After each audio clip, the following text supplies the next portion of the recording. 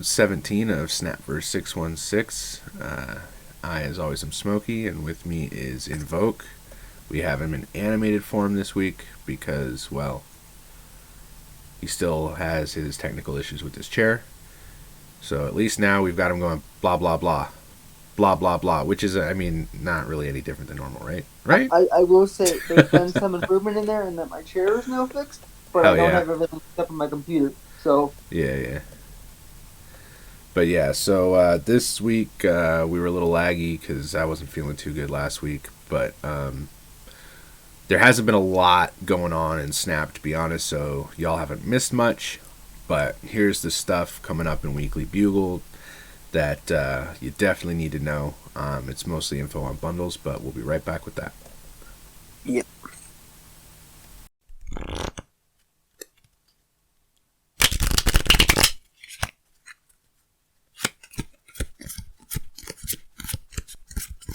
This week on Weekly Bugle, we have lots of upcoming bundle content, which is cool. It's, it's fun stuff. We haven't had like a big bundle kind of release. Yes, since the Deadpool and Valentine's Day stuff, really. Yeah, so we've had almost a whole month of like them testing the waters with smaller stuff like that Token Tuesdays and like the daily things where you get like a mystery variant stuff, and I bought a few of those, because I like variants and shit like that, and they're only like $5. Tuesdays a couple times. Yeah, the Token Tuesdays are gold, and they're usually pretty cheap, and then like the ones that are like for cash usually like $5-10. So I've done a few of those. For example, there was a daily finale, April 3rd through April 5th. So it's still you can still you can still lock that down. But that one's like $10. It gives you 1,250 credits though, and it doesn't say it, but it does give you a mystery variant, if I'm not mistaken. Or maybe that was the weekend number 2, which that one's over already. But that gave you 1,000 tokens, 100 credits, 300 gold. That one was pretty decent. That was $20. Then we get Token Tuesday, April 4th through 5th. That's going to be 650 gold. It's going to give you 600 tokens and 35 boosters. I'm going to definitely think about that, but knowing that I'm going to be wanting the one that we're about to talk about, I don't know. Because the one we're about to talk about is Throg, Frog of Thunder, and that's going to go from April 5th to the 25th, and that one's going to cost 7,000 gold.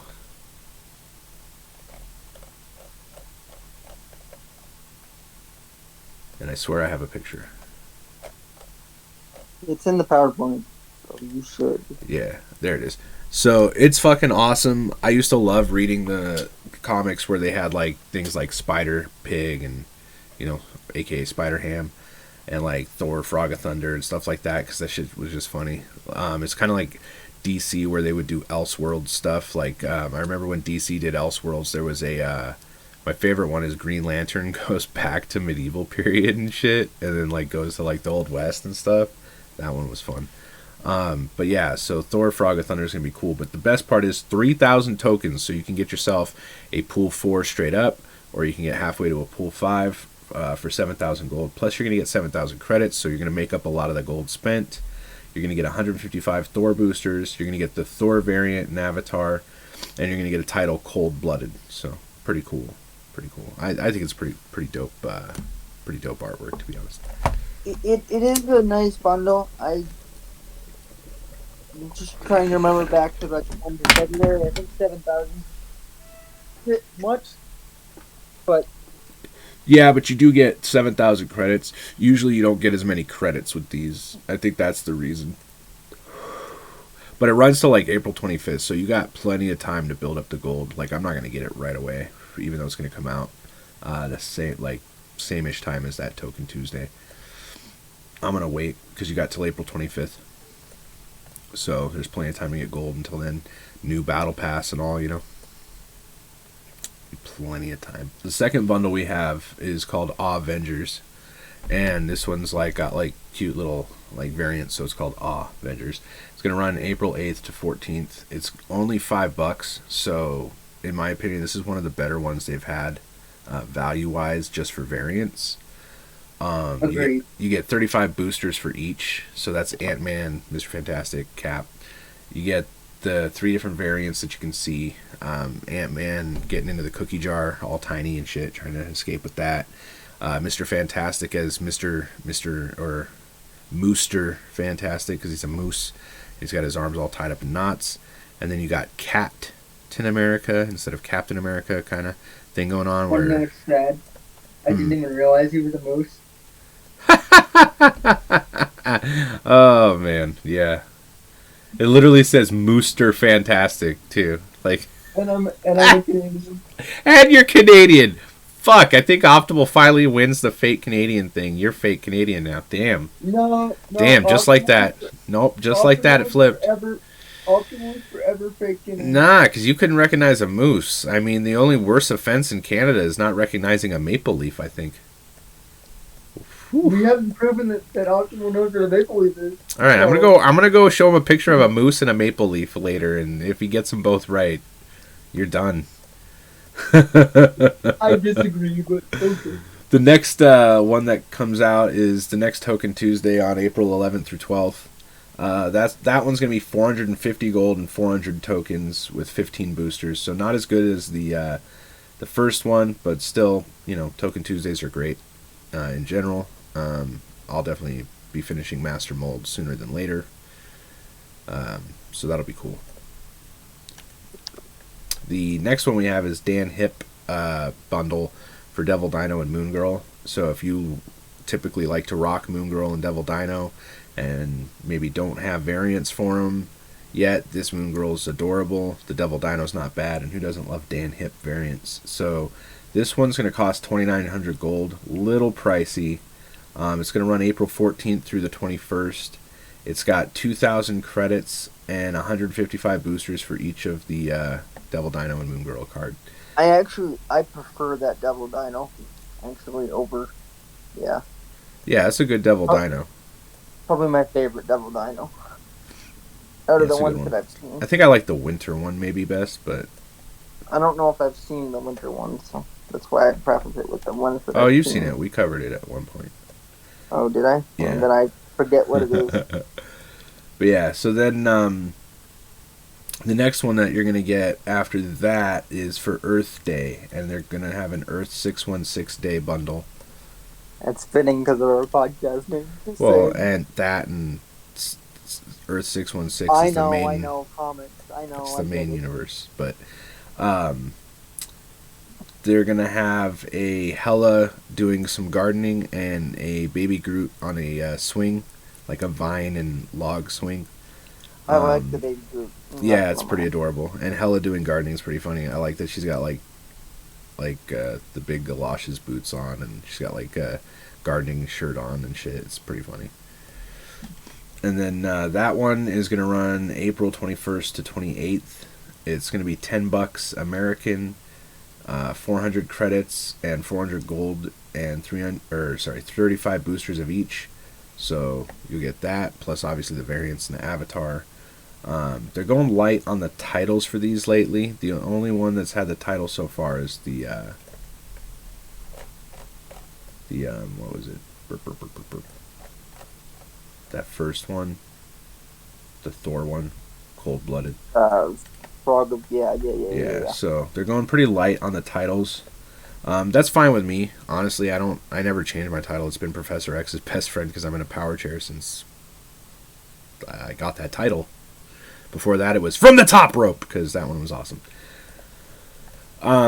So then the next Token Tuesday is April 25th, 26th. It's another 650 gold one with 600 tokens and 35 boosters. Then at the end of the month, from April 25th to May 2nd, they're going to have a bundle just called The Tokens, because it's pretty much just to get a shitload of tokens. Yeah, 5,000 gold for 4,500 tokens. Yeah, so that's like probably the best token to gold ratio at that size that we've seen. It's like a large Token Tuesday or whatever, basically. And if you like Squirrel Girl, you get an anime Squirrel Girl. Or if you like Rian Gonzalez's art, you get a nice variant I like the cute little squirrel sitting on her shoulder, just going, "Hi, what's up? How you doing?" I actually don't mind that variant. Like, that's a variant it's a that really I good variant. would consider getting. Yeah. But I'm not going to spend the gold. No. I would spend the gold for the tokens if you're in need of a card. I'm Yeah, not if I sure where I'm have going to be with by that that point. personally, because I know that the card I need is Master Mold, and I'm going to have a lot of fun with Darkhawk, Master Mold, etc. next season. So I don't know how much I'm going to be like, man, I need tokens these days once I have that, because with the Galactus deck to run and already owning Shuri, having, you know, a solid Darkhawk deck to run, I'm not really going to be like, oh my god, gotta have all this stuff. So I'm not going to lie, my ass is probably shifting gears toward saving up for a PlayStation 5. and once you get pull 3 complete, you start gaining tokens. Oh yeah, I'm already at 4,500. Last podcast, I had just spent them on something. I don't even remember what, but I was like, Even oh my me, god, I like, gotta get more. Like, even me, I'm nowhere close to pull 3, and I just spent 6,000 tokens. Oh yeah, I bought Kang, that's what I bought. Get, and I'm already at 1,100. Like, and I literally, like, days ago spent 6,000. Yeah, and I just got Kang, right, when he came out, and then I don't even play that much this season. I played less than 500 hands, and yeah, I've played more than you, and I haven't played nearly as much as I. Yeah, and I got 4,500 tokens already since Kang. So I mean, it's not that hard to get tokens pool 3 complete. That's really the key, is getting pool 3 complete. You don't even really need to get pool 3 complete, because like I said, I'm nowhere close, and I'm getting tokens. True, they did make the adjustment, so now those boxes are available to people before pool 4 and 5. So actually, yeah, that's true. With that change, everybody's getting tokens fast now. So though it is better if you're pool 3 complete. Yeah, because you do have the chances for the 100 token boxes. Yeah. And more chances at token boxes in general. But yeah, that's pretty much it for news this week. It's mostly bundle heavy. Next episode we'll have the first of the Hitmonkey season episodes, and we'll cover all that stuff more in depth based on what we've seen, because we have covered those cards before, what they're going to be when they come out, etc., etc. But we have not covered like the once it's live. So that'll be the first episode. That'll be episode 18 next week, or at the end of this week, or over the weekend, whatever. But yeah, that's all the news that's fit to print right now, and I am disappointed that J. Jonah Jameson was not the April Fool's thing, and that it was that Rocks package, but whatever. I can't believe they did the Rocks. That's... People actually bought it, no judgment, but that's such a weird April Fool's to me. It's not even a Fool's if you take their money. But, yeah, so next up we'll have accessible locations, and we'll be back with that.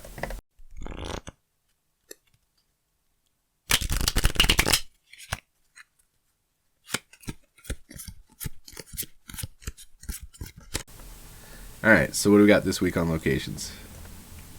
This week for my accessible locations, we have Asteroid-M, which was the first location for this period. Yeah, that was like annoying. I didn't play a lot. I actually kind of enjoyed it, because at this point in the season, I was still attempting to use my my move deck. Right. Which Asteroid-M was very helpful. Yeah. They technically had another one that was like Asteroid-M for like less than a day. It was Krakoa or whatever, and it like controlled I hated and that played one. for you for like 2 turns. But they put it up on like, they put it up on April Fools or some shit, and nobody played for a day, and then they took it down. That one pissed me off. I'm pretty sure it was an April Fool's location. That's why I didn't include it, because it was up for less than a day. And there's not much you can do with that. Day, and it pissed me off, because I kept getting it, and I was like, yep. Fuck you, Ego White. Yep. Yeah, it's like Agatha or Ego, but like the low carb version. For sure. It's like you're on a fucking keto diet. But yeah, so we had Asteroid-M, and then we had... Well, I should explain that Asteroid-M moves your 3 and 4 cost cards after you play them. So if you play them on one location, it takes control and moves them to Asteroid-M. That's why I said it was great for the movement deck, because you have cards like Vulture that... yeah, they automatically get one move in. So you get a free move, which is plus 5 powers. Right. And then you can Doctor Strange them back to another location, and then Doctor Strange will move. So right. Get two. Basically, you get 2 moves for the price of 1. Yeah, that's actually pretty sweet. So instead of a 3-power card, it ends up being a 13-power card. Yeah. No, that's actually pretty good. Yeah, it was nice. The second location was Elysium, which I actually didn't see a ton of, unfortunately. I did. I was playing Galactus when it happened, so it was fun. It was right before I made the switch to Darkhawk. I switched between Elysium and Kamar-Taj, basically. But Elysium was fun as shit with Galactus, because I would be dropping him like a turn or 2 early all the time, and I'd be like... Especially with your Galactus deck, because you also have Wave. Yeah. So... Yeah, if I played Wave, I could get Galactus out so early. And still have, like, energy left, and... Yeah, it was fun. And be able to play something out after Galactus to guarantee the win. Which is my current problem with my Galactus deck that we will see later. Yeah. Which is... I can get him out, but I don't have enough time to get something else there. So, if they play anything bigger than a 3, because theoretically I will have played Nova. Right. So he'll go up by 1. Right. So if they play anything bigger than a 3, they win. Right? Which is not like that sucks. Which is why right now my Galactus deck, as much as I like it and as much as I like playing it, it's not viable. Yeah. Yeah, you're just missing a piece or 2. I'm hoping this season that'll be my main deck, but I need to get Null and I need to get Wave. And I'm close to getting Null. I think Wave's probably more important. I'm hoping that Wave will show up in my... Wave is a pool 3 card. Well, correct? the season's... Yeah, the season's going to reset, and you'll be able to just straight up pick one card, so you can just grab her. That's when I'm hoping she shows up in my pool 3 shop, right away, so I don't gotta wait the 8 hours or whatever every day.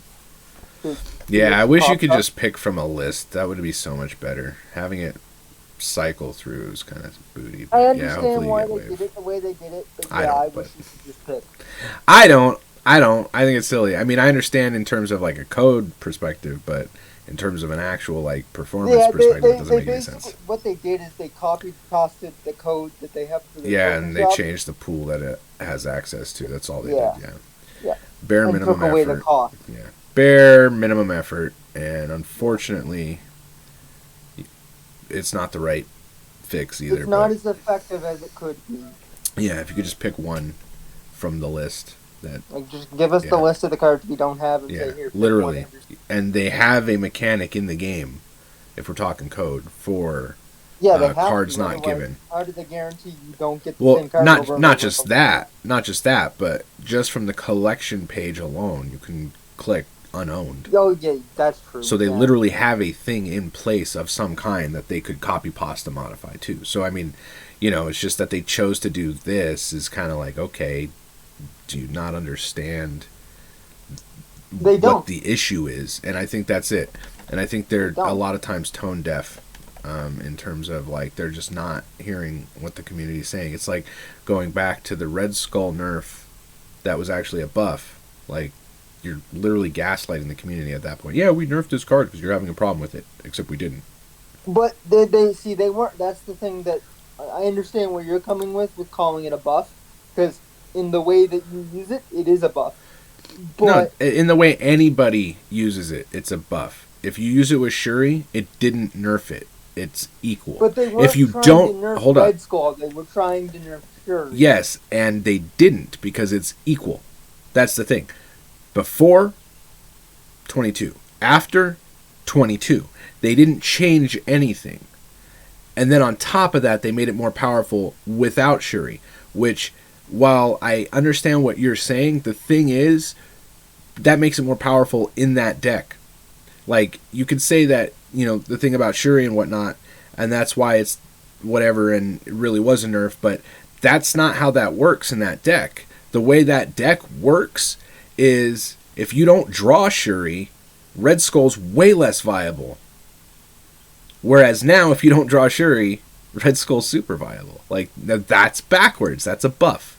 So, you know, you used to have to draw 2 cards to make Red Skull viable. It had to be either Zero or Shuri and then Red Skull. 2 cards. It was a combo. Now you can just play Red Skull straight up and get 9 at the worst case scenario. And before you could only get 7. Which is in most cases enough to win. Literally, yes. So the fact that, you know, he used to be a 7 and now he's a 9 effectively on a full lane with no Shuri buff is like, I mean, sorry, that's a buff, man. And to call it a nerf is patently false, even if you look only at the Shuri interaction, because it's still the same number. You know, it didn't get less. Sorry, it has to get less to be a nerf. No, it's fine. Because my point here is that I feel like a lot of times they maybe do not understand fundamentally the issues with their game. Like, they might play the game and develop the game, but because they're so closely related to it, they don't see it. Yeah, because they're it's a perspective of being a dev, and then also, you know, that gives you omniscience, and that allows you to know things that users don't know. So when you see something function a certain way, you're biased as a dev because you know the underlying interactions, whereas, like, I'm sitting here just pissed off I face an infinite at all. You know what I mean? Like, yeah. And they're like, well, what are the underlying interactions, and why is this, and this has to go this way because of that. And it's like, but that's because they know stuff we don't know. It's funny. And that stuff affects their opinions on things.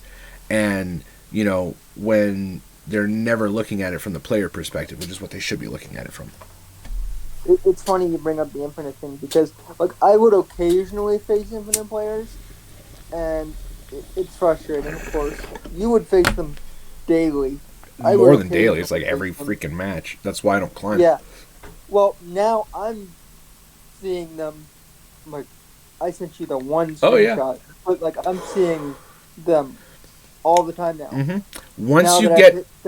Once you get your hidden MMR to that point where you've gone to Vibranium or High Vibranium or Omega, you just face infinites.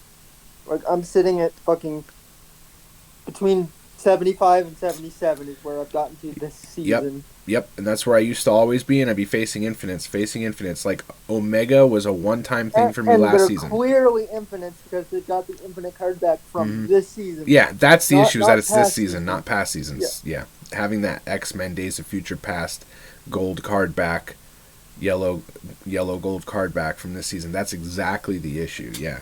You know, because the fact is, I'm not at that rank, so if I have to face them to get there, even aside from the trickle-down Cubenomics issue, if I have to face them just to get to where they are, I'll never get there. I can't get. How am I supposed to get where they already are, and we're allegedly on equal footing? Now, because that whole equal footing thing, day one I climbed.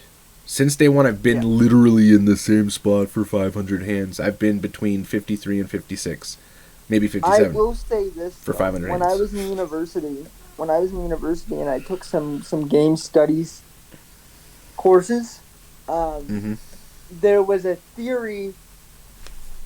I don't know the academic language of it. I know how I described it in school, which was failing forward. The idea was that you would. It's very common in, like, old Sonic games where you would die repeatedly in the same spot in the same map until your brain, like, figured out the pattern. So like, that was the point of those games. So there is a theory in game design that is, like, repeatedly facing somebody that is higher than your skill, eventually you will beat them. Eventually, you will get to their level. That's true. But the problem with that is, well, one, we're already at their level because that's how we face them. That's one problem with it.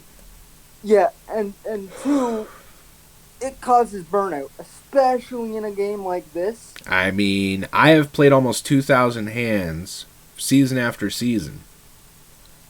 I have played less than 500 this season. If and yes, MLB did come out, but, and here's the caveat, I had no intention, and you know this, because I've said it many, many times, I had no intention of playing MLB The Show this much. I had no intention of ever streaming it again. I had full intention commit to Marvel Snap. But here's the thing.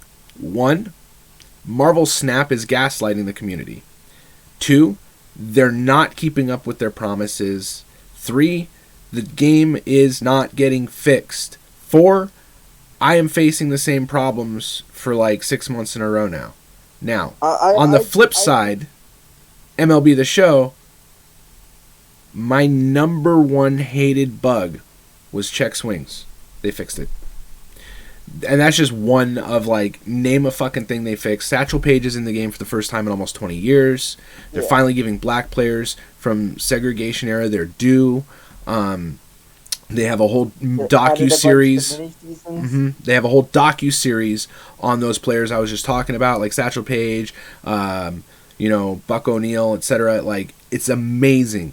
And they did that because what did they do? They hired Ashley Sanders. Who did Ashley Sanders represent? The community at large. Not the try-hard sweat ranked community, but the community at large. Yes, she's good at ranked. She had those people. Yes, she loves baseball history. She had those people.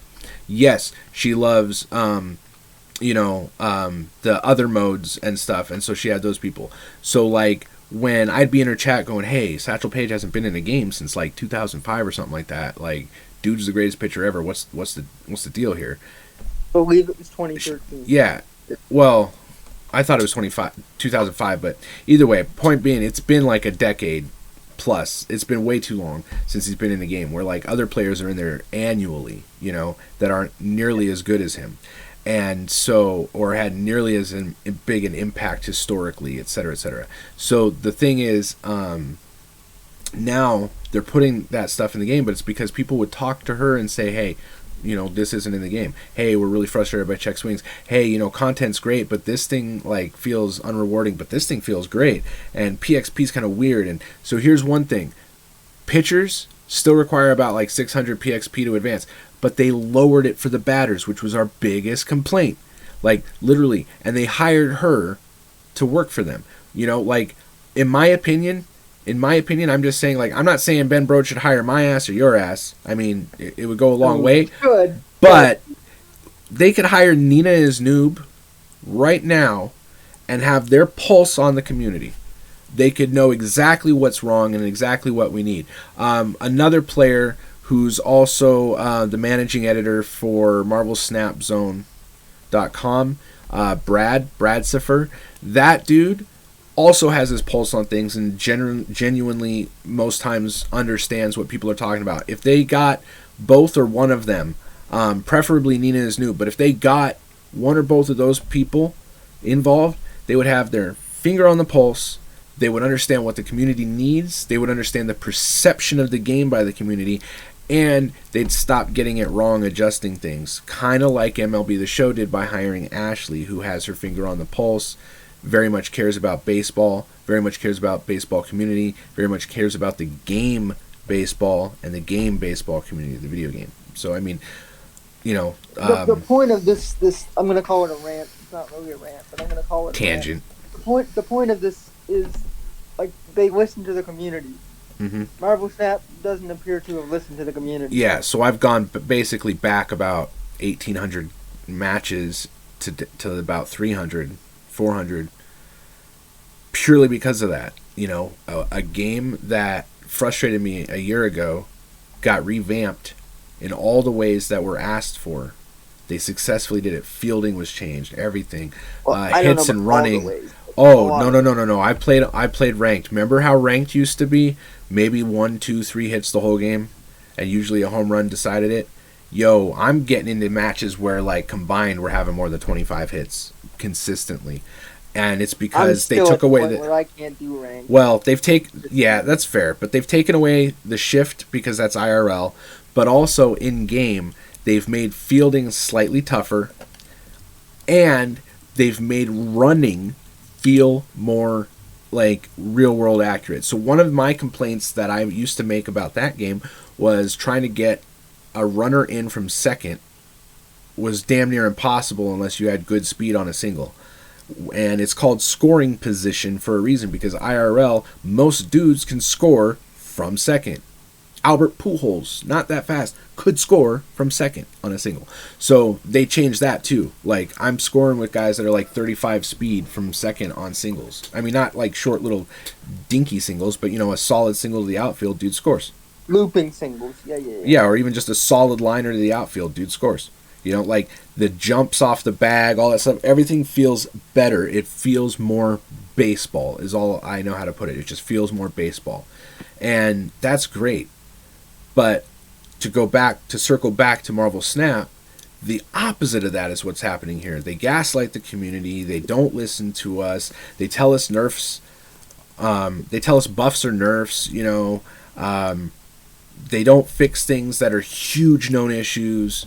They do things that are lip service sometimes, and then I don't know if there was community blowback or if it was an April Fool's thing, but Krakoa was in there for less than a day. That never happens. That was weird, but it was a really shit location. And at the end of the season, and I'm not the only one, but a bunch of people were like tweeting, communicating, going, we're trying to finish all our quests and shit for the end of the season, and you're giving us this? The fuck am I gonna do with that? Yeah. And so they changed it. And I mean, like, I don't know if that was an April Fool's thing or if that was, hey, they listened to community feedback. If they did, hey, that's step one, because, you know, I think one of the biggest things everybody has said for this game on the locations is we like the idea, but you keep giving us shit that's not fun to play. Yeah, I mean, it's a unique mechanic, for sure. It's something that, like, as a person that has played the majority of TCGs, like mainstream TCGs, I guess we'll say, because I'm sure there's some obscure ones out there that I've never heard of. Netrunner. But like all the mainstream ones, I've been pretty deep in, like from the time I was a kid to now. This is the one that has like grabbed me. But for the last, I don't know, month, I've been saying things like, "I'll believe it when I see it," and guess what? I haven't seen it. Yeah. And that's got me concerned. Yeah, and you know that I said, too, that my whole thing was the MMR fix, and when they announced that it was coming this season, I said, hey, cool, finally, all right. And that gave me hope. And then, well, it's season's mere over. Hours till reset, or by the time this airs, season's over. So, what? And they clearly have not. No, because we're facing Infinite still. I sent you a screenshot. What, yesterday? Oh, it's coming up later. It's coming up later. I mean, it doesn't have the shot of the person, but I'm sure people could look them up on whatever the fuck and see in the list. So look, that guy's ranked whatever the shit too high. Yeah, and I know that he was Infinite because I he flipped that. He flipped that gold X card back. Yeah. And as soon as I saw it, I was like, "Oh well, this is a loss." Yeah. Yeah.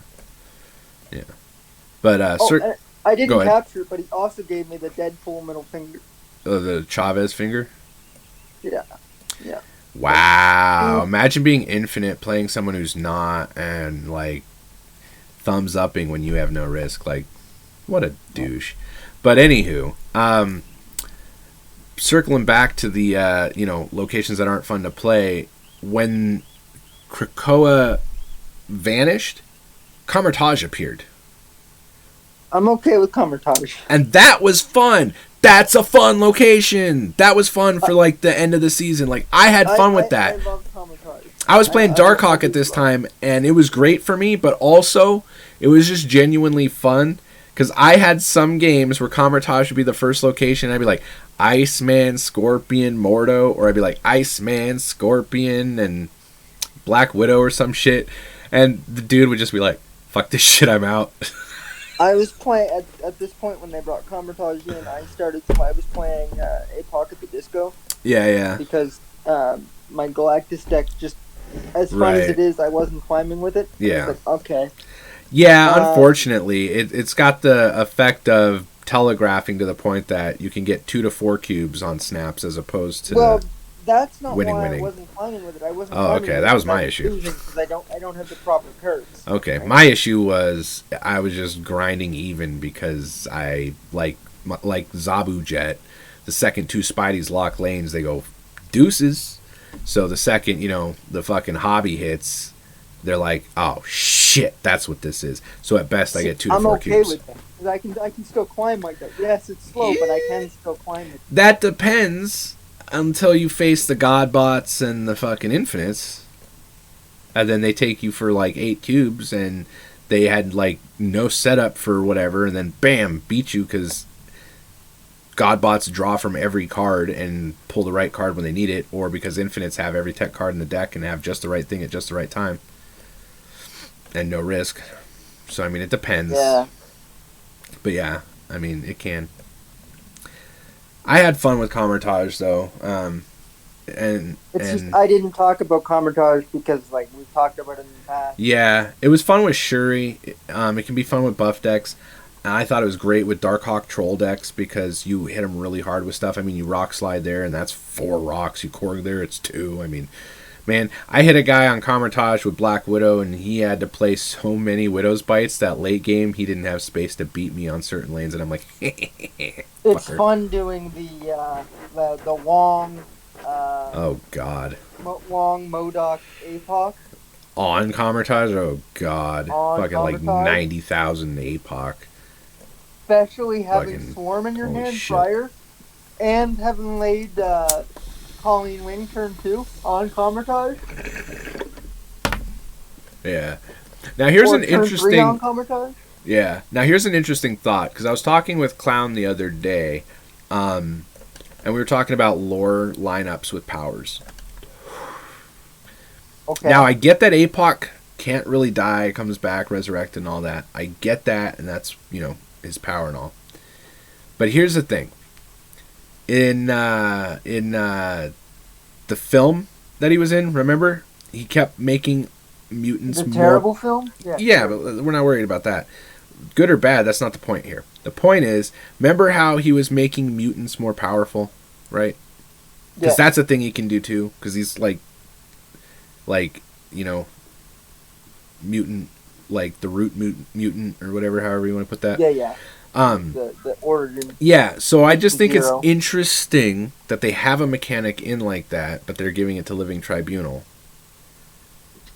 I just think it's interesting that the one they chose to go with for APOC was, I can come back from the dead, when it's like, okay, a lot of heroes can do that, or a lot of like villains, a lot of things can die, come back, regenerate, whatever. But you chose to give that to APOC, whereas his real fucking power is not resurrection, it's making other things more powerful. I think it's just because how early APOC was. Yeah, I think so too. And it's kind of unfortunate, but I think Living Tribunal will be interesting when it does come out because of that. Agreed. But yeah, so that's locations, I think, and then we got some super squads. So we'll be back with one super squad. We got decks in there too, so super squads. I thought Dex was technically its own. Nope. Decks of the week for the community are. But our decks go in super squads because it's like a whole like Avengers team or something. I don't know. Team up. But yeah, we'll be back with that.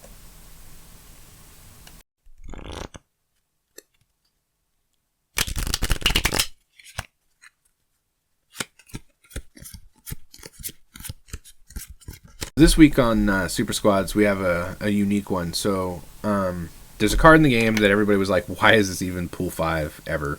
Then it got reduced to pool 4, and we're like, can it just be pool 3 already? In fact, can it just be a starter card? What the fuck? Yeah.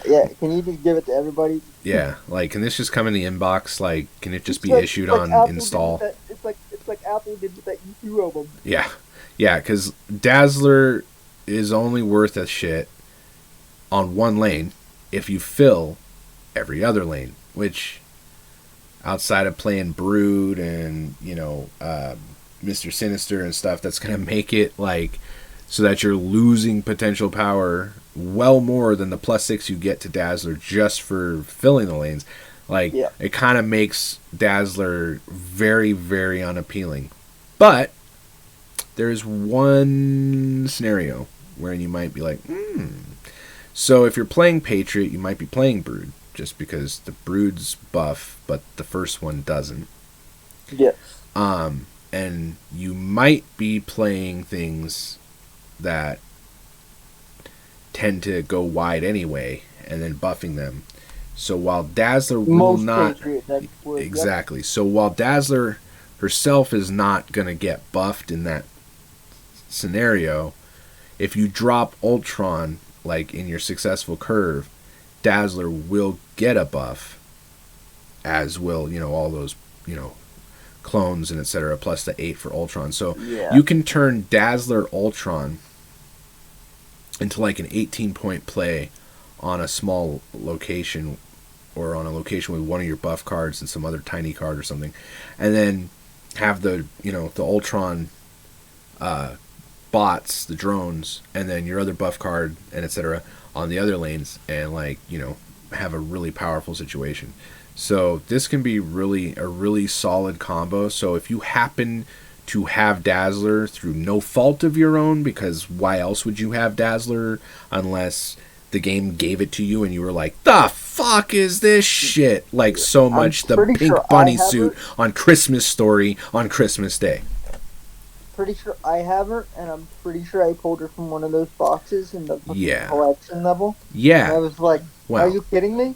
When I have all these other cards that I want? Yeah. So if you're Jeremy, or like Jeremy, and you pulled Dazzler out of a box and didn't have a fucking gift receipt, then can I get a new one? Right? Then Ultron might be your buddy pal to make that card worth a shit. I don't see me playing it, but that is cool. Yeah, I'm not saying it's necessarily such a combo that you're like, oh my god, let's go play this shit. But it's more like, did you get stuck with a card you didn't want?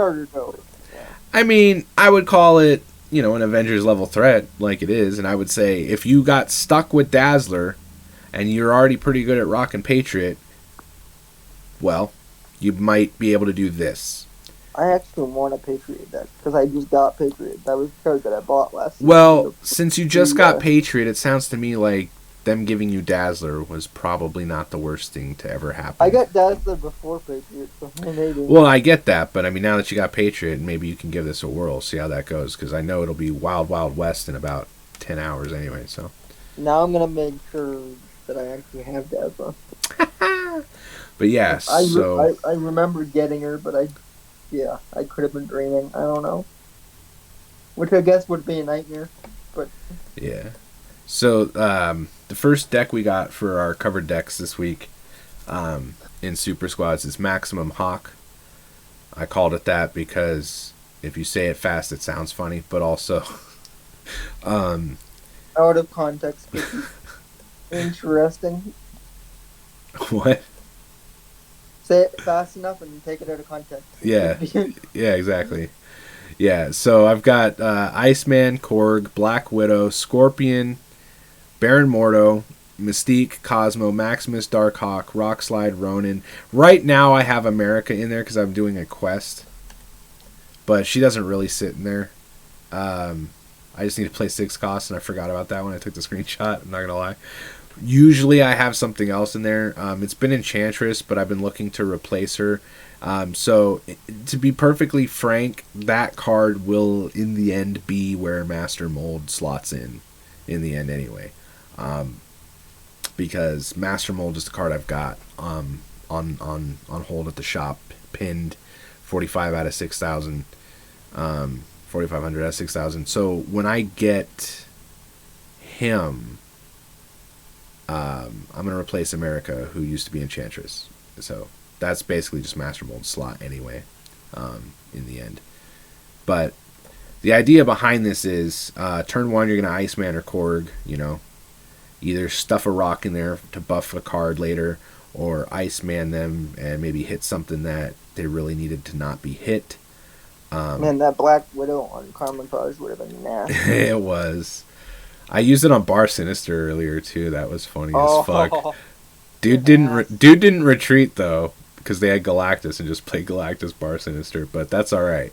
I seen it coming. But Black Widow. Yeah, you're not winning at that. No, but Galactus on Bar Sinister, you're not winning. Well, they won because they would have, because my Black Widow was one. But unless I had like a Nova out there. Yeah, I guess.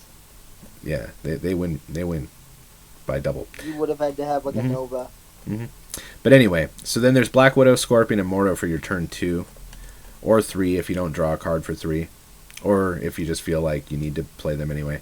Or if the card you drew for 3 is Mystique, because she's not really a turn 3 card. She's a turn 6 card. Or maybe a turn 5 card, depending. But, so what you're going to do is turn 2, you're going to Black Widow, Scorpion, or Baron Mordo, depending on what you drew. I would say it's best to play Black Widow early or turn 5. That's your best 2 options. So take that into account. Now, playing Mordo is something you want to do early. So if you're feeling like you want to play it and you have Mordo and Black Widow, throw Mordo, because if you draw a crucial card and make it cost 6, they're not even going to stay in the game. They will literally just retreat at that point, and GG. That's a free cube. 2 if you snapped before you play Mordo because you're a psycho. I mean, who knows? And then you've got Scorpion. Snap early. And then there's a Scorpion there. Now that is ideal, but again, you can play it on turn 3 when you feel they might have more cards or more important cards. As they're playing out their tiny cards that you would have hit if you played it on turn 2. You can also. I'm assuming the Cosmo is just there for a counter, just in case. Cosmo is basically armor without being armor, and then it can also stop Maximus from drawing cards out of their deck if you have to Darkhawk versus Ronin. Yeah, that's right, because Darkhawk is deck based, right? Yeah, Darkhawk is number of cards in deck, Ronin is number of cards in hand, and both of them are for the opponents of those. So Cosmo is good for protecting Darkhawk and Ronin from getting either Enchantress or Shang-Chi. She's also good for protecting against, like I said, drawing with Maximus into the hand if you've been playing Darkhawk into Mystique potentially. Then Cosmo's also useful just as a tech card in general, right? Because there's a lot of situations where you're like, haha, play it there, and it fucks up what they're doing. Yeah, you play people like me that like doing the honor reels, like my MODOK. Yeah, or like, say you're going really big in 2 lanes, and you feel like they might be Galactus, and you play Cosmo by yourself on that last lane, they can't Galactus. Yeah, exactly. Yeah. So it's just, it's a very versatile card that can work with stuff you're doing or against a lot of things as well. So I feel like Cosmo's the tech card you got to have in this scenario, or in almost any deck, to be perfectly honest. She performs the task of armor while also performing the task of a lot of other shit, while armor really just keeps you from getting smashed. Cosmo does the same thing, and then some. Then you have Max in there to be either a powerful card on his own or to buff your Ronin. You've got Rock Slide to, along with like Korg and Black Widow, to keep cards in their deck. So another thing you can do on turn 5, for example, is you can play Black Widow into Maximus, and they won't draw cards either. So if you're like trying to make sure your Ronin stays, your Darkhawk stays large, you can do that as well. So there's 2 ways to keep Max from hurting you, and then there's ways Max can help you with Ronin. So it's a very versatile setup where you can go with 3 different, like three cards to set up two to three other cards, and it just gives you a lot of outs and versatility basically. Then you've got Ronin, who's going to work like we've said, and then you've got Mystique to copy either Ronin or Darkhawk, and then America's there just as a stuffer / I'm doing a quest, but I had Enchantress there before. Enchantress is just to hit a spot maybe where your ongoings aren't laid down yet, or where you're not laning them to stop something they have ongoing. But I didn't feel like Enchantress was that useful, so I'll probably just keep rocking America even after the quest until I get Master Mold. But then once you have Master Mold, that's different because that's going to stuff their hand, which will also have the effect of stuffing their deck because they can't draw. So that'll work really well when I get that. But that's pretty much how that deck works, and it's pretty fun, and it can be pretty effective. I think it would be a lot more effective with Master Mold. I think once I get that, it'll be Climb City, at least if they fix MMR anyway. But it's definitely fun to play either way. Just making people retreat early because you hit some troll-ass cards is fun. Forget having even put the real ones out. Yeah, it seems like a very interesting deck. And then, so for yours, you have Eater of Worlds, Hood, Deadpool, Nova, Yondu, Carnage, Green Goblin, Killmonger, Mr. Negative, Hobgoblin, Nimrod, Galactus, Death. I feel like if you're going to rock Mr. Negative in there, you should have, like, Iron Man. I am thinking I might put Psylocke in as well. I didn't think about Iron Man, to be perfectly honest, but... I mean, if you have Negative, he's a free card. You don't have Kang, but that would make me want to put Kang, too. I never really thought of that. Him as a free card. Yeah, so, if he's in deck at the time of Negative, and then you draw him out. Hood is there because he's going to be destroyed, and it's kind of a counter for them laying a magic or getting Limbo, because it will give me a 7th turn to lay a 6 power after laying. That's what the other location was. It was Bar with no name. I couldn't find it and couldn't remember. As soon as you said Hood, I remembered. That wasn't fun either. No, I hated that as well. Yeah. So that's why Hood's there. Deadpool, again, is just kind of in case I get a 7th turn or have a way to lower Galactus so I can get him out early. Because theoretically, I'll lay him turn 1, he'll die, then I'll lay him again to, like, buff up the Galactus location. Right. If there's a turn 7 or I get Galactus lowered. Nova is also there to buff Galactus. Gives him the 1 power extra. Right. Usually not enough to win, which is why I say right now this deck's not super effective. You might be able to put Wolverine in there for that one issue you were talking about too. Between that and Nimrod, you could have a lot of power land on Galactus. Yep. I don't know. I don't know why I didn't do that. I'd probably do that instead of. I get your Carnages there potentially for like Nova and other stuff, and to get rid of like Carnage Hood if you don't have Galactus. In case I need to kill Deadpool and Nova. Yeah. Like, if I don't. I get that. I just think you get Galactus. Yeah. I think if you don't get Galactus, it's retreat. So you might just put the other stuff like Wolverine and whatnot that like instead of those cards that could actually like really benefit you in the end. Like so you could put Iron Man and you could put Green Goblin's there to weaken the side that I'm going to lay Galactus on. Right. Same with Hobgoblin. I rarely use Hobgoblin though because he's a 5 cost. He's like it's harder to do if you don't. I'd rather lay Nimrod on turn 5. Yeah. Because theoretically that gives me 10 power over a -8, so it's like it's better. One thing you could do too is take out one of those low cards that we were talking about a second ago, and put in like a Daredevil, and so then your Hobgoblin always lands. Yeah, could do that. But again, I don't use Hobgoblin often because I'd rather lay the Nimrod. Oh yeah.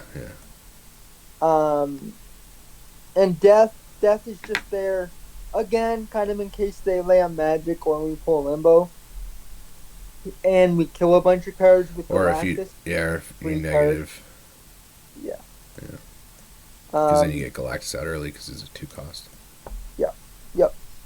But that's this is the deck that I want to main this coming season. Yeah. Regardless of rank. You just need wave or whatever for, and then you'd be cool. Yeah. I'm working on Noel. He's on I've almost got Noel. Which is just gonna be like an addition. I'm gonna get wave one way or another, whether it's through the pull 3 cards or it'll show up in my shop and I'll just buy it instantly. Yeah, one way or the other. I'm getting wave regardless. Yeah, she'll show up hopefully. And hopefully I get Shuri soon too, because that's other card out of your deck that I'm like. Yeah, Shuri's huge because a 16 Hobgoblin's better than a 10 Nimrod, or even a 10-10 split Nimrod that turns into 20. Because just because unless they're gonna Zola or Odin, there's not a lot they can do about it. And I do face a lot of Odins, but interesting. I face a lot of Odins. I think people have been running Zola and Odin lately to counter the Galactus metas. To be honest, I'm seeing a lot of this combo of Wong, Hazmat, Odin. Oh yeah, that's been a thing for a while. People Luke Cage with that. It's just I hadn't been seeing it, and now that I'm finally up to where I should have been rank wise, I'm starting to see some of these, and I kind of wonder, because that was recently, if that was also the Kamar-Taj event too. I was seeing it before Kamar-Taj. Okay, fair. But yeah. But yeah, that's our decks of the week, and we'll be right back with community decks.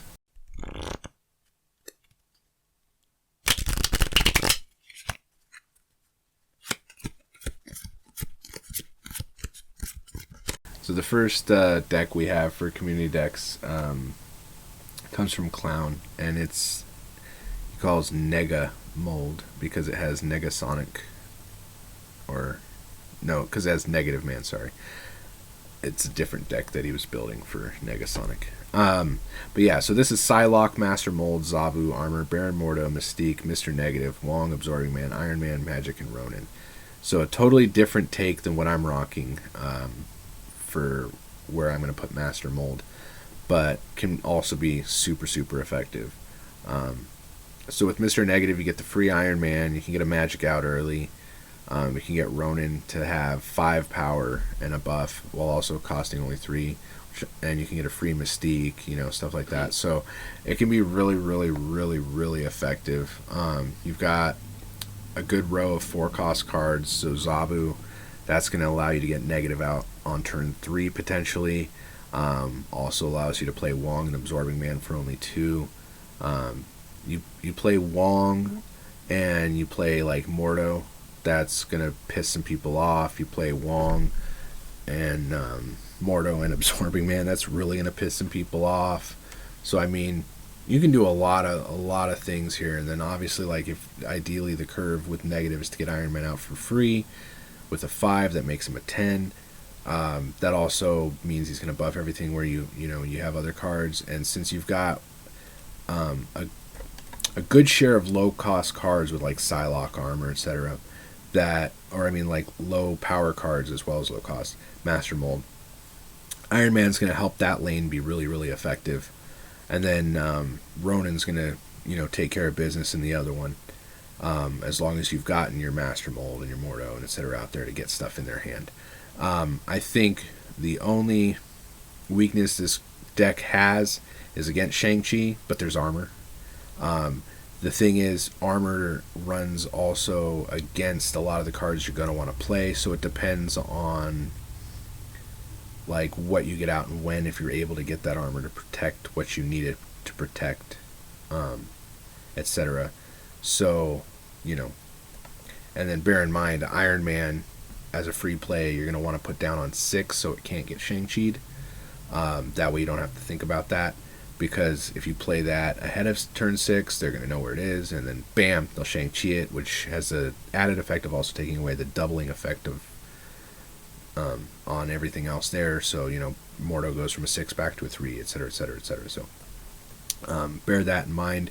That way armor has the most effect, or so that stuff stays small enough until the absolute last moment. Because if you were able to play the negative curve, you could play Iron Man and Ronin on 6 and still play Mystique to copy Ronin. So, I mean, you can still have a very devastating turn 6. And obviously, if you get magic out early, you're trying to push it to 7. So you will probably be able to protect one lane with armor. So then putting the Iron Man out late is that much more important. But yeah, I think this is a really solid deck. It has a lot of potential for fun and climbing. And I might have to give it a whirl next season. I'm just not a fan of negative decks because I feel like they rely on literally drawing one card, and I like to have options. That's why I really want Wave for my Galactus deck. Yep. Gives me a secondary option. Yep. The next deck we have is also from Clown, and it's called You Have 3 Power. And it's Wasp, Yellow Jacket, Ant-Man, Angela, Luke Cage, Daredevil, Armor, Lizard, Thor, Rescue, Professor X, and Valkyrie. What I find interesting about this build is that there isn't a Cerebro or a push to use Cerebro in any way. Which is totally fine because there's plenty of sources for power in the deck. You know, Lizard's it's powerful enough on its own. You know, you can Professor X that lane and maintain its power. You know, that's 8 plus maybe you played something else there. You've got Valkyrie to come in and make everything a 3. You can combine that with Professor X even. Throw Valkyrie, then throw him. Granted, you'd have to have a Limbo situation or a Mr. Negative, but what you're really trying to do, I believe, if I remember correctly, is build up Angela and Ant-Man. Make sure your Luke Cage is there so that Lizard doesn't even get reduced, so it just stays a powerful 2-cost card. Thor, if you draw Mjolnir and Rescue, they become large cards in their own right, so there's not a need for like a 6-cost that's huge. So that's kind of what the theory is behind this. And then you got Daredevil to tell you where to play Professor X. So you try to lock one lane down turn 5, and then you try to Valkyrie another lane. And since you have Luke Cage, it doesn't reduce your power, but it will reduce the enemy power. Bingo bango, you win. So it's a pretty solid deck. Pretty solid deck. And then Yellow Jacket becomes just a solid 2 power with no negative effect if Luke Cage is out. So that's just like free 2 power. And Wasp is just free 1 power. Those are essentially there to go underneath the Valkyrie and become 3s. So, like, you can play Valkyrie on turn 5 or 6 or whatever, right? And because those are free, you can play Wasp and Yellow Jacket. And you can play Ant-Man because you still have 1. And you see what I'm saying? So it's got a really big turn 6 potential in a lane. Where you'll have more power because of the Ant-Man ongoing and because of the Luke Cage not letting Yellow Jacket reduce, etc., etc. You'll end up having more power. I mean, even if the Yellow Jacket reduced, if you play your cards in the proper order and Valkyrie last, she brings him back up, so it wouldn't matter. That Ant-Man ongoing will give you the edge in that lane on a 4v4 even. So it's a pretty solid deck. If I had Valkyrie, I'd run it. And Valkyrie, as we've pointed out, is a nice counter to Galactus. Or can be.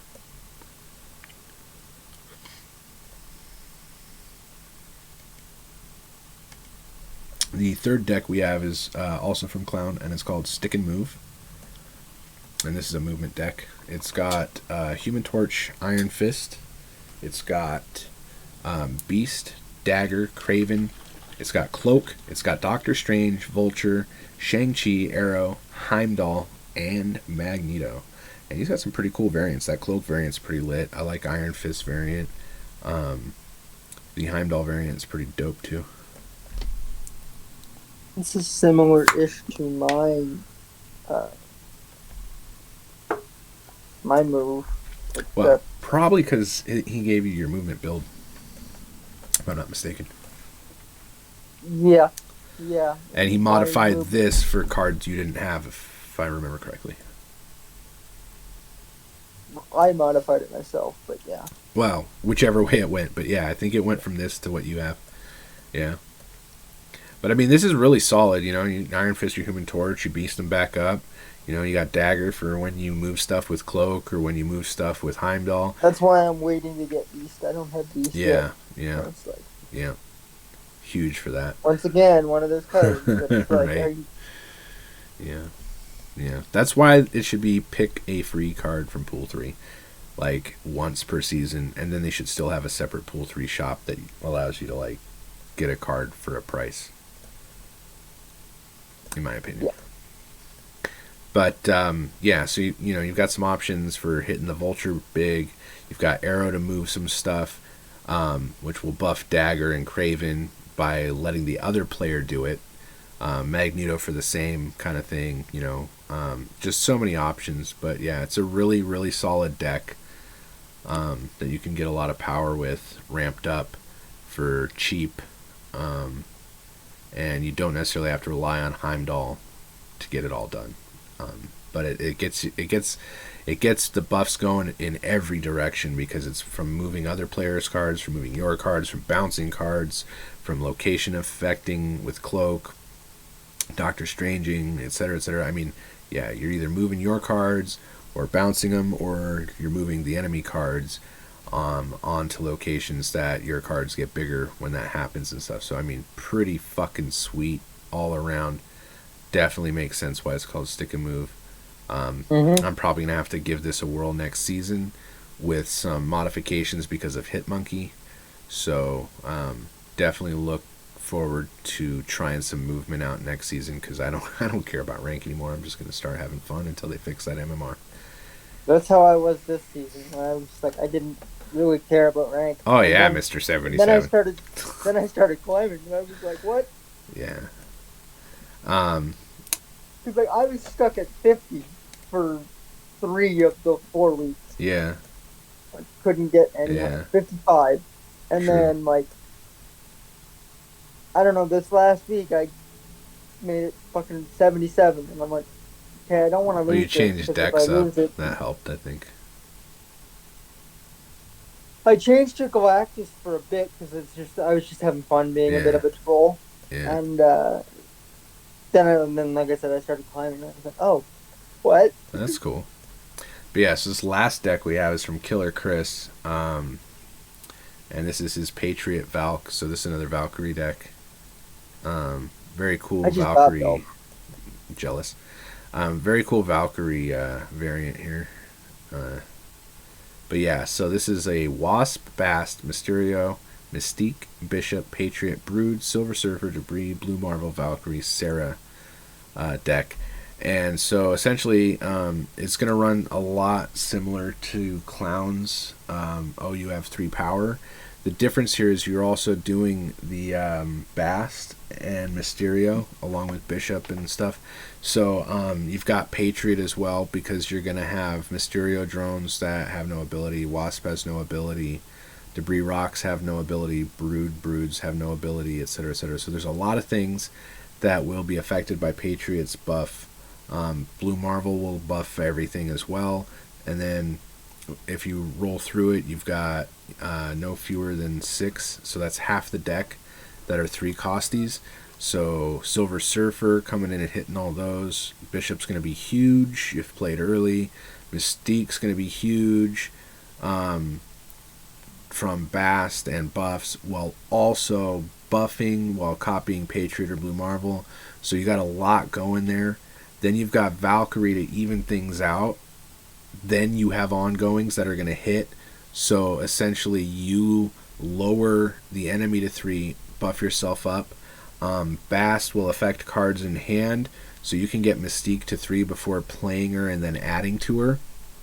You can get Bishop to 3, Patriot to 3, etc., etc.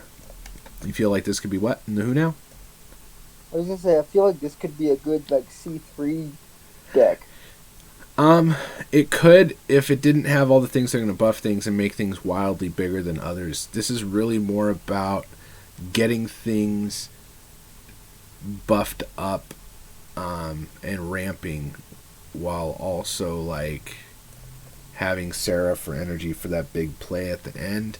But I think it's more about drones and Patriot and ramping than anything. And the only reason Cerebro looks like it would work is because you have Bast and you have like 3 cards that are +3 power. But the issue, yeah, but the issue is that Mysterio and Sarah are going to get in the way of that by being 4 power. So Cerebro looks like it would almost work here, but you're better off running it into a Silver Surfer situation since half your deck is 3 cost versus 3 power.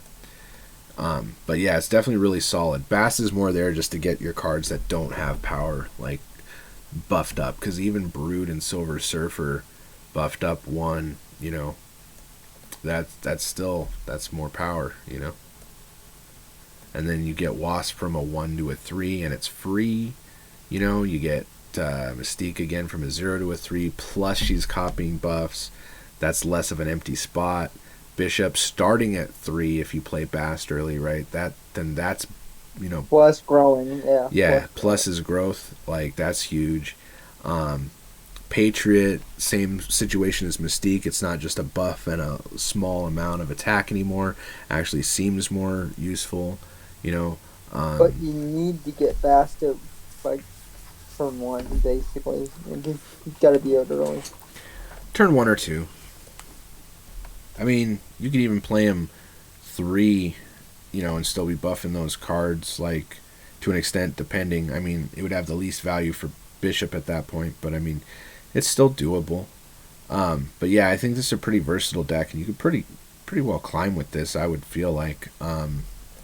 One thing I might consider doing is seeing if there was a card, like, as I played it, that I felt I didn't lean on as much or felt was something I tended to avoid. I don't know what that would be looking at this off the jump, because they all look very, very synergistic.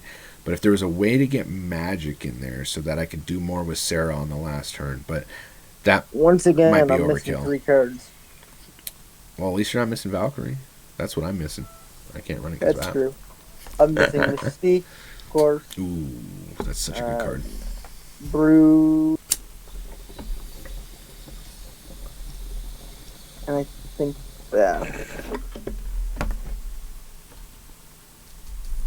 yeah, I think Bast. The third one I'm missing. Yeah. Unfortunate. Because I thought I got him. I thought I got him when I thought I got Beast.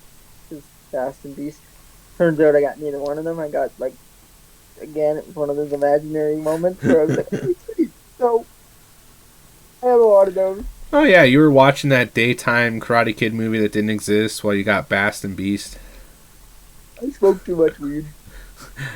I smoke way more, and yet I'm not imagining cards and daytime Emmy winning things that never Emmy'd or daytime. You also don't have people telling you smoke too much weed. Well, yeah, because I'm smarter than everybody in my house, high off my ass. But that's neither here nor there. So that's community decks, and we'll be back with screen grabs.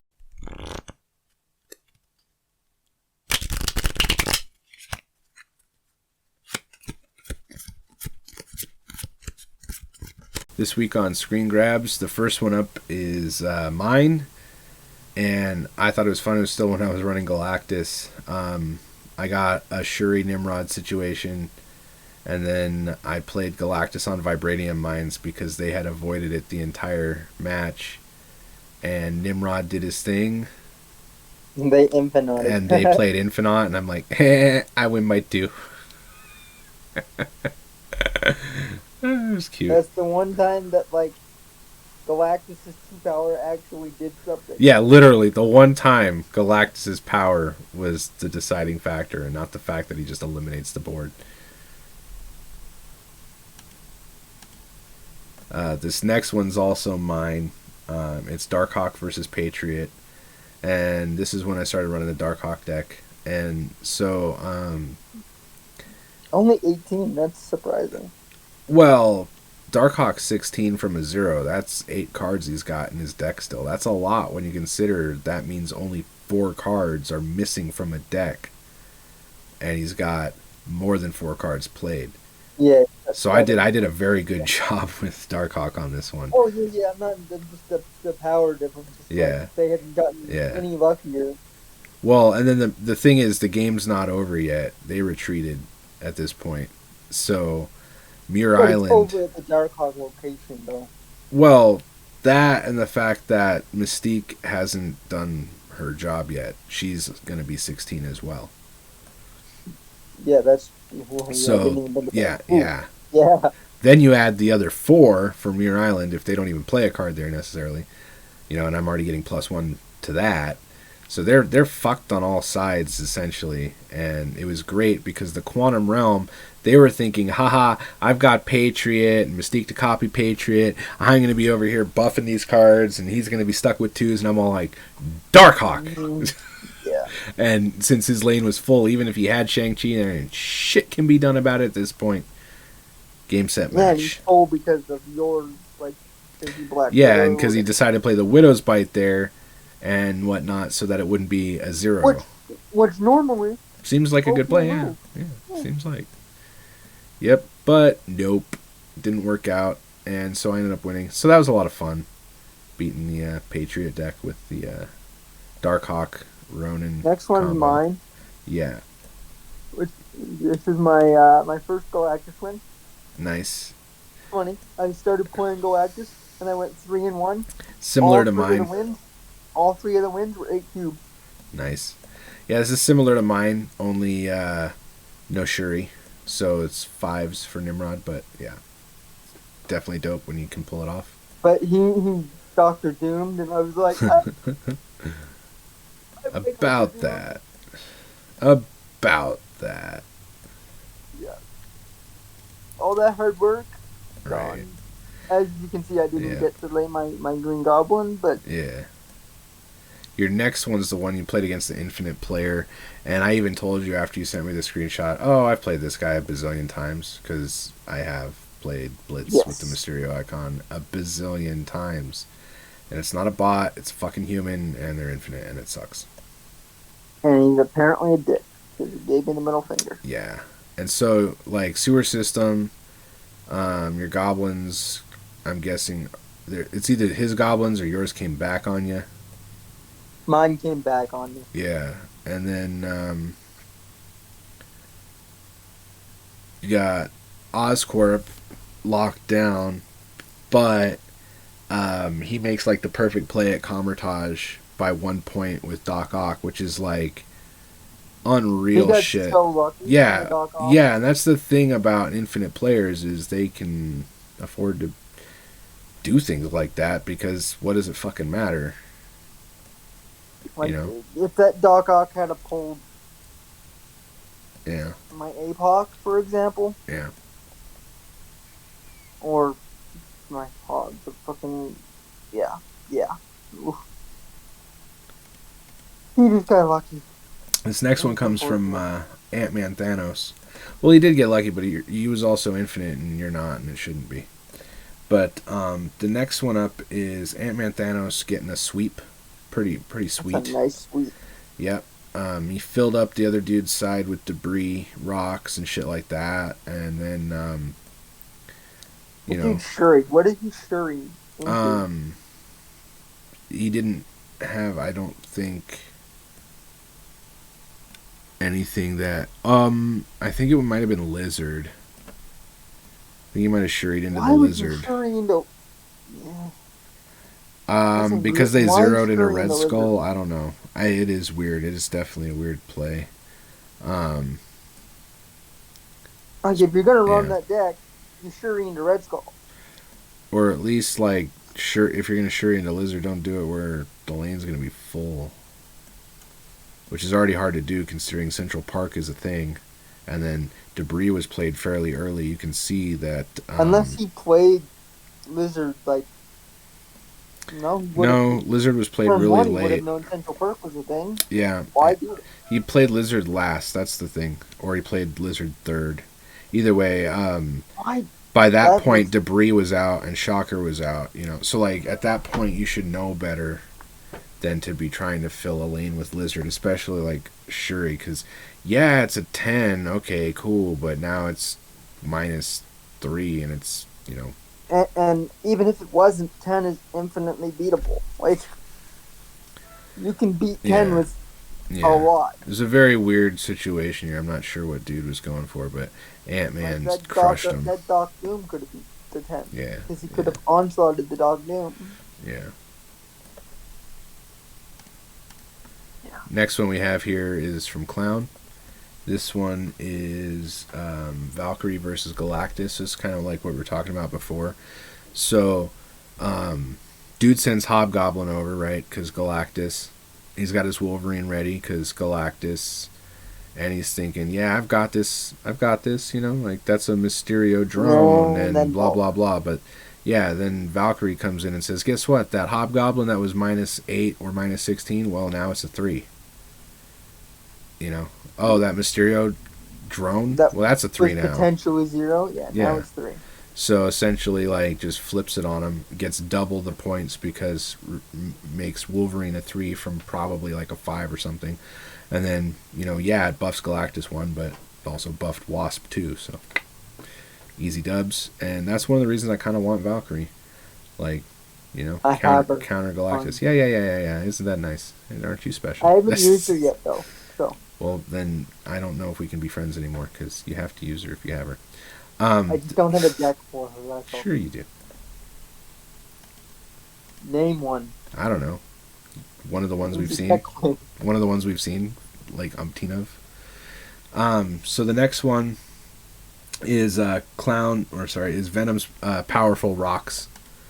And so Venom basically had rocks from Subterranea and buffed them from Bast and played them for power that made the difference. So the 2 rocks are worth 6. I feel like that would be an April Fool's game. And they won by 3. I mean, and then there was clearly the mirror dimension or whatever because there's 2 Grand Centrals. So that's interesting because that would have pulled cards or whatever if it happened early enough. And it would because mirror dimension's after turn 4 and Grand Central's turn 5. So that would have been interesting, pulling a bunch of cards. That's probably how the Iron Man got out there cheap, and how the Zola got out there and split the Bast. I'm assuming it split the Bast because how else did you get 2? Yeah. And so then throw the rocks down. 1 rock ties it, the other rock gets the lead of 3. And then obviously the Iron Man and all that going on at Grand Central had that wrapped up with cards that were lower than Shang-Chi territory. And then Ironheart came out swinging. So all in all, I'm guessing he was hoping that it would have split the She-Hulk, but well, the Zola was pulled out by Grand Central, so you would hope it splits She-Hulk, but you don't really have any control there. Grand Central pulls a card from your hand. That's true. It's like Sakaar. I mean, the back word. Yeah.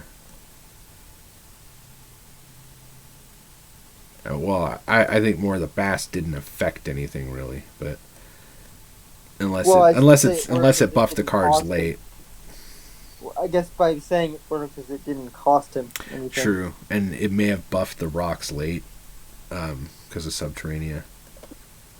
It may have been the reason there was rocks from Subterranea as well. So that whole Grand Central Zola thing may have been the actual play of the game.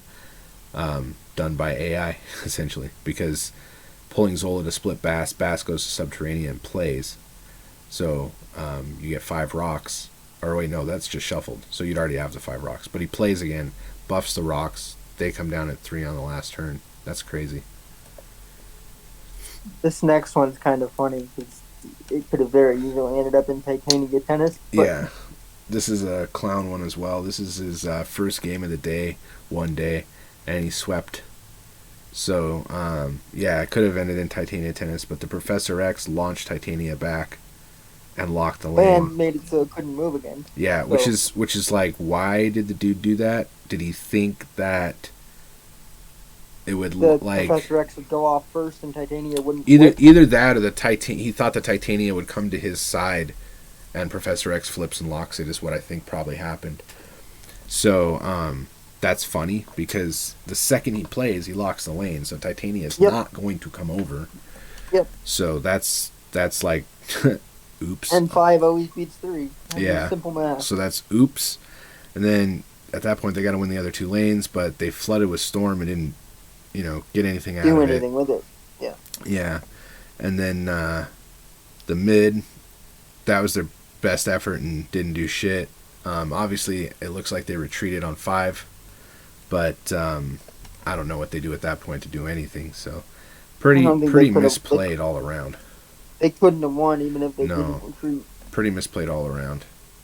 Because they would have had White Tiger into the flood to tie it, and then they still can't win Xandar. Or be running a movement deck. Yeah. But even then, you would have had to have already played the card to move. So. Yeah. But next up, would have had to have been on the Professor X. Yeah. This is where Jeff the Land Shark would be helpful. When is that coming? Soon. Next season. It's next season. It's part of the movement stuff. I think it's going to be the 3rd week of the season, if I'm not mistaken. But I could be mistaken. That's right. We covered that. Yeah, we did. Yeah, we did. Next one up is another Venom, and this one is they just let me Taskmaster the Giant Sunspot. So, or no, he was saying, just let me Taskmaster the Giant Sunspot. So, all he wanted to do was Taskmaster the Sunspot, but he got leeched. So, he had this huge 18-power Sunspot and hadn't played in forever. And was going to copy it, and then Leech went boop, and now he can't copy the Sunspot. Pretty funny. Did he retreat, or did the opponent retreat? No, this went to the end for 2 cubes, and he won because 18 minus 5 is bigger than 19 minus 7. So it's just he didn't get to play the Taskmaster for even more points, so he just sat on the Sunspot again. Don't see as much anymore, which is nice. Yeah, he was a staple of the Thanos deck, and you're not seeing that as much in general since Quinjet. The other card you're not seeing at all anymore, thank God, is Leader. Well, yeah, because nobody knows how to actually play that use Leader, so therefore, once they made it a thinking card, no one knew how to use Leader that used Leader. Now nobody uses Leader. I still hate him. Oh, I do too. It's a silly card. Last, but certainly not least, is Kid Kelly's I got him faster than Thanos. So he collected all the stones like on turn 1 in hand. What a draw! I know, right? That's funny as fuck. So he had to share that, and I thought that was pretty funny because, like, I feel like you couldn't have asked for a better draw. I mean, you might want some actual real cards, but yeah, you can definitely buff Thanos if you draw him now. Yeah, but I well, the only issue is Subterranea. That's why I'm saying that. If there was a normal location there that didn't put 5 rocks in the deck also, then okay. Yeah. But at this point, it's like, damn, you don't have any power cards, and you might just start drawing rocks. Yeah. And then you really don't have any power cards. Yeah. Exactly. But that's funny as hell. Like, just boom, all the stones. But, yep, that's gonna do it for us this week. We will be back with the season opener in a few days episode, and we'll hit you with some clips in Clip Show crossover, and we will catch you on the flip-flop. So Excelsior True Snappers, and that's that. Indeed.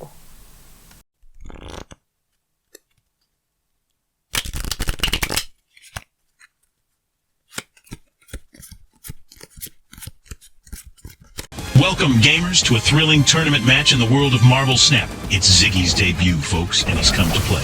He's chosen to represent America Chavez in this battle, and it's proving to be his go-to move. His opponent, Killmonger, seems to have the upper hand. But you wait just a second, folks. Ziggy's got a trick up his sleeve, and he's pulled off a surprising win. This is the stuff that legends are made of. Moving on to the next match, and it's a real nail-biter. Ziggy's strategy is clear. He's trying to get his opponent to play a card less than 12. And guess what? It looks like he's gotten inside their head. He's come out on top with a very nice victory. This is why we love this game, folks. Anything can happen. Go! And now for the final match. We have a real challenge. Ziggy is trying to outsmart his opponent's wrong move, but he's not one to be underestimated. And oh my, he's chosen Doctor Strange and played the lower cards. What an unbelievable victory. We're just as surprised as you are, folks. Ziggy has certainly made a name for himself in this tournament.